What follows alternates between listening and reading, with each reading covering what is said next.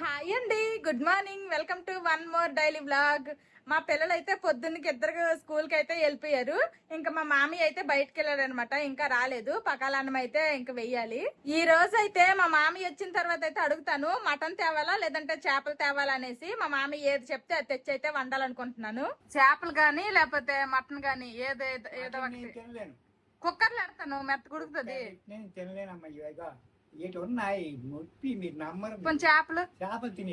చేపలు తెస్తాం అయితే. మా బావ అయితే పడుకొని లెగిసారు. జింజర్ టీ అయితే పెట్టేసి ఇచ్చాను, తాగేశారు. ఇంకా మామయ్య ఏమో ఈరోజు చేపలు కావాలా మటన్ కావాలా అంటే చేపలు తెమ్మన్నారు. వెళ్ళి మార్కెట్కి వెళ్ళి తీసుకొచ్చేసి. ఇప్పుడు నేను వండబోయే చేపల కూరకి ఫస్ట్ అయితే ఒక పేస్ట్ అయితే రెడీ చేసుకోవాలి. వెల్లుల్లి రెబ్బలు, అల్లం ముక్కలు, జీలకర్ర, అలాగే కొన్ని ఎండుమిరపకాయలు అనమాట, కారం సరిపడా. ఇవన్నీ కూడా మిక్సీ జార్ లో వేసుకొని మెత్తటి పేస్ట్ లా చేసుకుంటా. అవసరం అనుకుంటే కొంచెం వాటర్ కూడా యాడ్ చేసుకోవచ్చు. మెత్తటి పేస్ట్ లా అయితే చేసుకోవాలి. ఇదిగోండి, ఈ విధంగా అయితే మెత్తటి పేస్ట్ లా చేసుకున్నాను.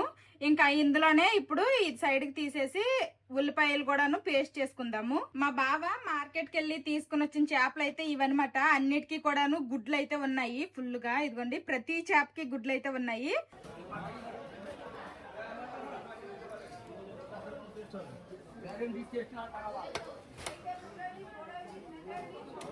ఇంకా నేనైతే ఆల్రెడీ కూడా క్లీన్ చేసేసాను అనమాట. ఇప్పుడైతే ఇందులో ఉప్పు, ఇందులోనే కొంచెం అంతా పసుపు, కారము. నేను ఇప్పుడు వండుతున్న కూర బెంగాలీ స్టైల్ కాబట్టి ఇంకా బెంగాలీ వాళ్ళు ఎక్కువగా ఆవ నూనె యూజ్ చేస్తారు కాబట్టి నేను కూడాను ఆవాల నూనె వేస్తున్నాను. మస్టర్డ్ ఆయిల్ సరిపోతుంది. ఇప్పుడు వీటన్నింటినీ బాగా కలుపుకుందాము.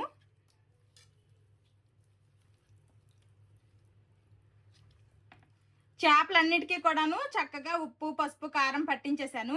ఇలా కాసేపు ఇవి సైడ్కి పెట్టేద్దాము. నేను ఇప్పుడు వండిపోయే బెంగాలీ స్టైల్ చేపల కర్రీకి అయితే ఆల్మోస్ట్ అన్ని రెడీ చేసుకున్నాను. కావాల్సిన పేస్ట్లు, ఉల్లిపాయ పేస్ట్, టమాటా ముక్కలు, తర్వాత ఇదిగోండి చేపలు కూడాను మ్యారినేషన్ చేస్తాను అనమాట. ఇంక ఇప్పుడు వంట స్టార్ట్ చేయాలి. ఇంక కడాయి అయితే పెట్టాను. ఈ రోజు ఈ చేపల కూరకి మొత్తము కూడాను నేను ఇంకా ఆవ నూనెతోనే వండుతాను. ఇందులో ఇదైతే సన్ఫ్లవర్ ఆయిల్ అని ఉంది కానీ ఇందులో లోపలదైతే ఆవ నూనె అనమాట. దీంతోనే వండుతా. బెంగాలీ వాళ్ళు చేపలతో ఏం వండినా గానీ ఫస్ట్ అయితే చేప ముక్కల్ని ఫ్రై చేసుకుంటారు. ఇంకా నేనైతే చేపల్ని ఫ్రై చేసుకుంటా. అందుకోసమనే ఇంకా ఆవ నూనె అయితే వేసుకుంటున్నాను. ఆయిల్ అయితే వేసాను కదా, అదైతే హీట్ అయిందనమాట. ఇప్పుడు ఈ చేపల్ని ఫస్ట్ ఫ్రై చేసుకుందాము. ఆవ నూనెతో ఏదైనా వండాము అంటే స్మెల్ మాత్రం దారుణంగా వస్తుంది. తినేటప్పుడు మాత్రం అంత స్మెల్ ఉండదు.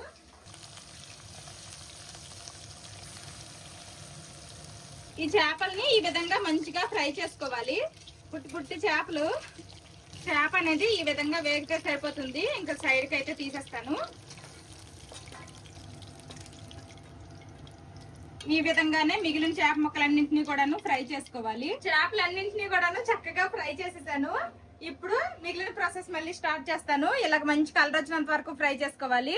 బెంగాలీ వాళ్ళు చేపలతో ఏ వంటకం వండినా గానీ ఫస్ట్ అయితే చేపల్ని ఇలా ఫ్రై చేసుకుంటారు. ఇంక నేను కూడా ఫ్రై చేసుకున్నా. ఇప్పుడు మనం ఫ్రై చేసుకున్నాం కదా ఆయిల్, ఈ ఆయిల్ లోనే చెక్క, ఇలాచి, లవంగాలు అయితే వేసుకోవాలి. ఇవి లైట్ గా ఫ్రై అయిన తర్వాత మనం ముందుగా చేసి పెట్టుకున్న ఆనియన్ పేస్ట్ వేసుకోవాలి.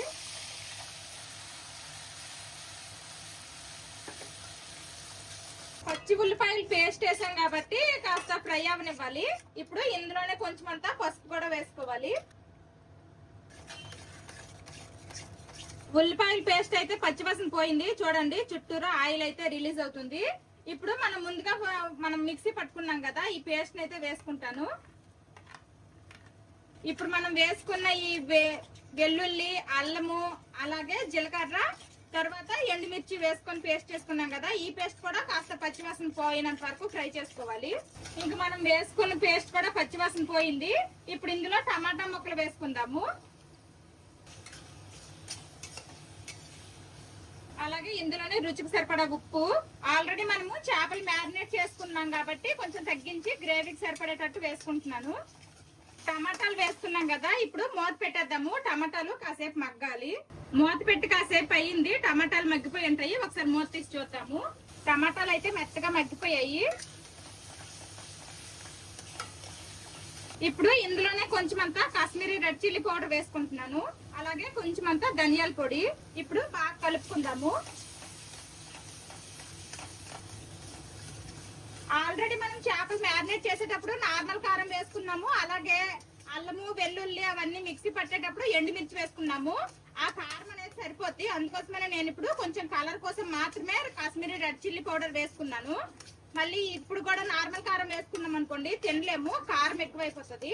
ఇలా బాగా కలుపుకున్న తర్వాత ఇప్పుడు ఇందులో వాటర్ వేసుకోవాలి. మన గ్రేవీ చెక్కదనానికి సరిపడేటట్టు వాటర్ మనం చూసి వేసుకోవాలి, మన ఇష్టం అనమాట. ఇప్పుడు మూత పెట్టేద్దాము. ఇప్పుడు ఈ వాటర్ అనేవి బాయిల్ అవ్వాలి, అప్పుడు మనము ఈ ఫ్రై చేసుకుని చేప ముక్కల్ని ఇందులో వేద్దాము. ఆల్రెడీ పొద్దున్నే వైట్ రైస్ అయితే వండేసాను, అన్నం అయిపోయింది. ఇంకా ఇటు సైడ్ అయితే చేపల కూర వండుతూ ఇంకొక సైడ్ అయితే రసం పెట్టాను అనమాట. బెండకాయలు అలాగే వంకాయలు వేసాను. రసం అయితే మరుగుతుంది, దీనికి ఇంకా పోపు పెట్టాలి. ఈ చేపల్ని మన సైడ్ జల్లలు అంటారు, ఇంగ్లీష్ లో క్యాట్ ఫిష్ అంటారు. క్యాట్ ఫిష్ లో ఇది ఒక రకం అనమాట. బెంగాలీలో తెంగిరి మచ్చ అంటారు అనమాట. అంటే ఈ చేపల పేరు తెంగిరి మచ్చ అనేసి. ఇంక ఇప్పుడు వర్షాలు పడుతున్నాయి కాబట్టి ప్రతి చేపల్లోనూ కూడాను ఫుల్ గా గుడ్లు అయితే ఉన్నాయి. ఇదిగోండి ఇవన్నీ కూడాను గుడ్లు అనమాట. అన్ని చేపలకి ఉన్నాయి మాక్సిమం. ఇదిగోండి దీనికంటే ఇంకా చిన్న చేపలు ఉంటాయి, కొంచెం పెద్ద చేపలు కూడా ఉంటాయి అనమాట. మేమైతే మీడియం సైజ్ లో బాగున్నాయి అనేసి ఈ సైజ్ అయితే మా బాబు తీసుకుని వచ్చారు. ఇంకా నేను ప్రెగ్నెంట్ గా ఉండేటప్పుడు అయితే ఈ రకం చేపలు ఎక్కువగా తినేదాన్ని. ఈ చేపలు కేజీ 800 చెప్పారనమాట. మేమైతే కేజీ తీసుకుంటాం, కాస్త తగ్గించండి అంటే 750కి ఇచ్చారు, కానీ చెప్పడం మాత్రం 800 చెప్పారు. ఇదిగోండి ఈ విధంగా బాగా మరగాలన్నమాట. ఆయిల్ అంతా చూడండి పైకి అయితే ఇలా తేలింది, ఇలా తేలాలి.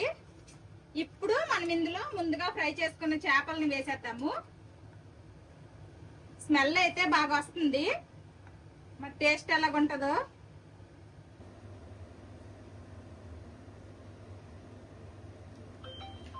చేపలన్నింటినీ వేస్తాం కదా, ఇప్పుడు ఒకసారి కలుపుకుందాము. నేను వేసిన వాటర్ అయితే కరెక్ట్ గా సరిపోయాయి, చేపలన్నీ కూడాను బాగా ములిగాయి గ్రేవీలో. ఇప్పుడు ఈ చేపలన్నీ కూడాను ఆ గ్రేవీలోని మసాలా అంతా పట్టేంత వరకు బాగా ఉడికించుకోవాలి. ఇంక మూత పెట్టేస్తున్నాను. చేపలు అయితే ఈ మసాలాలో కాసేపు ఉడికాయి, ఇప్పుడు మూత తీసి చూద్దాము. అబ్బా చూడండి ఆయిల్ ఎంత బాగా పైకి తేలింది.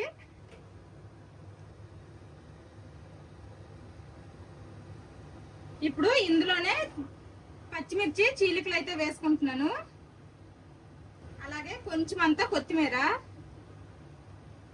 ఇప్పుడు మళ్ళీ ఒకసారి కడాయిని తిప్పుకుందాము. ఇదనమాట బెంగాలీ స్టైల్ చేపల కూర.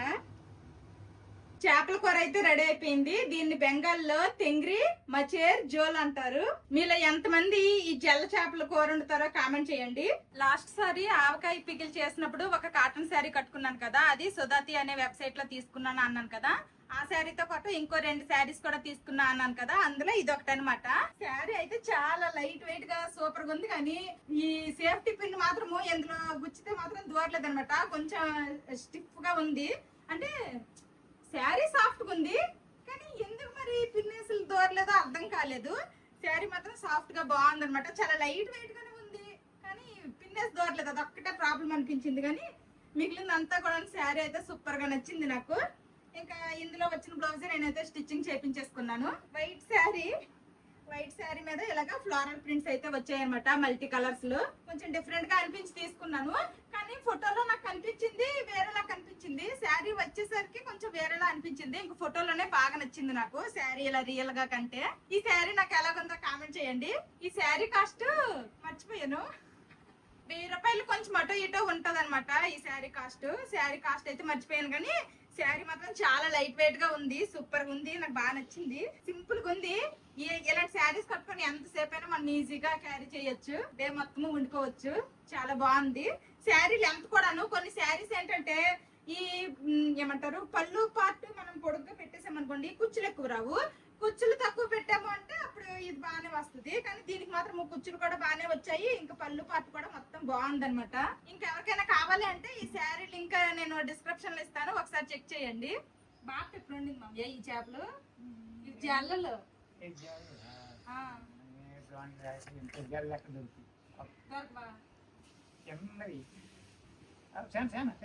తినెలకుందో చెప్పు. బాగుంది అయితే మమ్మయ్య. కారం అయిపోయింది.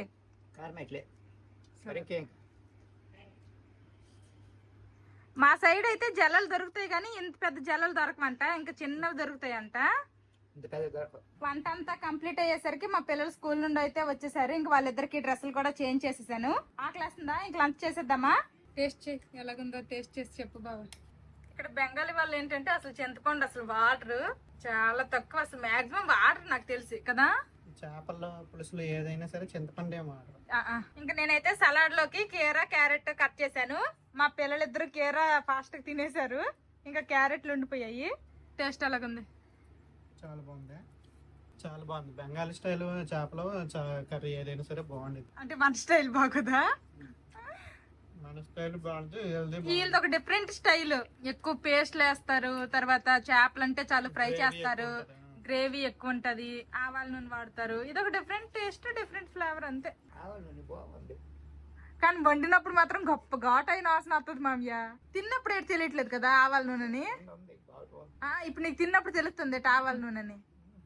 నేను చెప్పకపోతే నీకు తెలియదు కదా.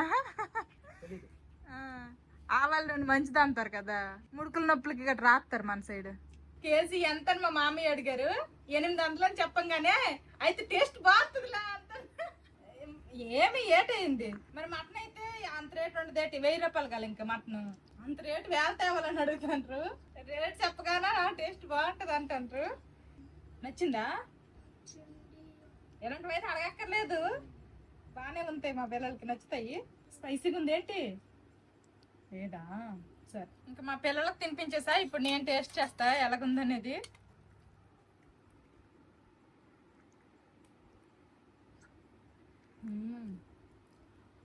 టేస్ట్ అయితే చాలా బాగుంది.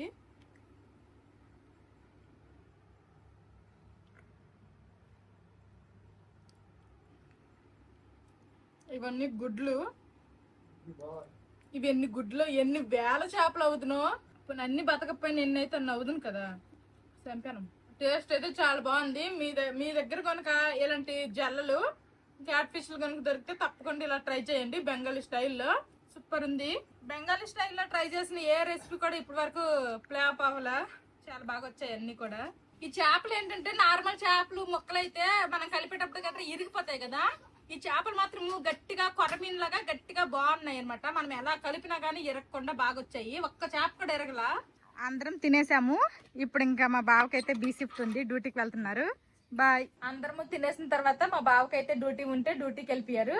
ఇంకా అందరము తిన్నాక వచ్చిన గిన్నెలు అవన్నీ కూడా నేనైతే తోమేశాను. మా మామయ్య అయితే ఆల్రెడీ పడుకుపోయారు. ఇంక ఇదిగోండి మా పిల్లలకైతే ఇంకా హోంవర్క్లు చేయించాలి. ఆల్రెడీ క్లాస్ అప్డేట్ అయితే వచ్చేసింది. హోంవర్క్లు చేసిస్తారా? ఇంకా హోంవర్క్లు అయితే చేస్తారు. ఇంక ఇది ఈ రోజు వీడియో. ఈ వీడియో నచ్చితే ఏం చేయాలి చిన్నాడు పెద్దడు? లైక్ చేయండి, సబ్స్క్రైబ్ చేయండి, బెల్ నొక్కండి. See you tomorrow. Bye bye. Good night, sweet dreams. ఇప్పుడు గుడ్ నైటా? అలవాట్లో పొరపాటు అయిపోయింది. Bye bye. బాయ్.